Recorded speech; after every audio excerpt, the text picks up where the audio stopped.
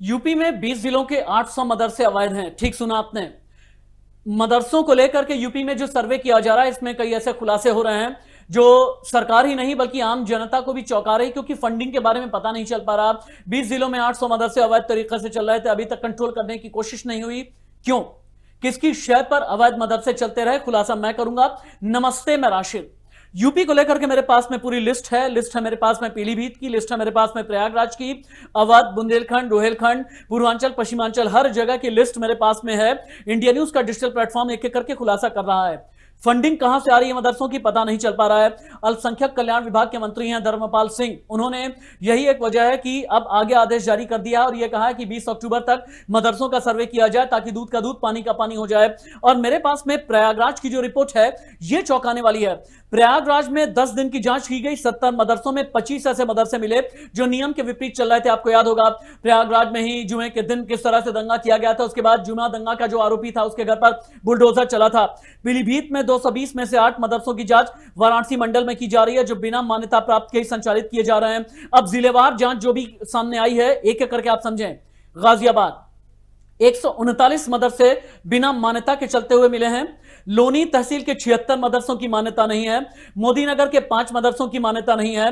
गाजियाबाद सदर तहसील के 58 मदरसे ऐसे हैं जिनकी मान्यता के बारे में कुछ पता नहीं चला है। 20 जिलों के 800 मदरसे, मैं रिपीट कर रहा हूं, गोरखपुर कुल 243 मान्यता प्राप्त मदरसे हैं, इसमें से 10 जिन्हें ग्रांट मिला हुआ है और 243 में से गोरखपुर के 142 मदरसे ऐसे हैं जो बिना मान्यता के चल रहे हैं और उसकी रिपोर्ट शासन को भेज दी गई है।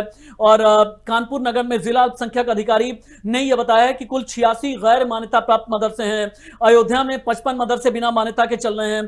प्रयागराज में 269 कुल मदरसे हैं, 78 ऐसे हैं जो बिना मान्यता के चल रहे हैं। बाराबंकी में 320 मदरसे हैं, 102 ऐसे हैं जो बिना मान्यता के चल रहे हैं। पीलीभीत में लगभग 25 मदरसे बिना मान्यता के हैं। मुरादाबाद, सहारनपुर, आगरा, पीलीभीत, इस तरह की न जाने कितनी रिपोर्ट आई है। सवाल यह है, बिना मान्यता वाले मदरसों को फंडिंग किसने की? अगर विदेश से फंडिंग की गई है तो फंडिंग के सोर्स का कुछ पता चल पाया या नहीं? इससे पहले तुष्टीकरण की राजनीति करने वाले जितने भी सियासी दल थे या जिन लोगों ने भी उत्तर प्रदेश के अंदर सरकार चलाई है, इन लोगों ने आखिरकार कोशिश क्यों नहीं की कि मदरसों को स्कैनर के दायरे में लेकर के आया जाए? अब असदुद्दीन ओवैसी क्या कहेंगे? 20 जिलों के 800 मदरसे अगर ऐसे हैं जो गैर मान्यता प्राप्त हैं, इनमें से कई ऐसे हैं जो कि अवैध तरीके से चल रहे थे, तो असदुद्दीन ओवैसी साहब आप ये जवाब दें। मदरसों को लेकर के आप बहुत ही ज्यादा झंडा बरदार बनते हैं। मदरसों की पैरवी करने वालों में शफीकुर रहमान बर्क भी हैं, समाजवादी पार्टी के कई ऐसे नेता भी हैं, हमने आपको ये दिखाया था, जिन्होंने ये कहा था कि अगर मदरसे पर शिकंजा कसा जाएगा तो ऐसे में घर घर में मदरसे होंगे। लेकिन अगर घर घर में मदरसे होंगे, खतरा और ज्यादा है। अब ये स्कैनर पर आ गए हैं, यूपी सरकार आगे क्या एक्शन लेने वाली है, यह बड़ा सवाल होने वाला है। यानी भविष्य में मदरसों को लेकर के जितनी भी रिपोर्ट आएगी, यह सवालों के घेरे में भी है और यह सुर्खियां बटोरेगी भी। नमस्ते।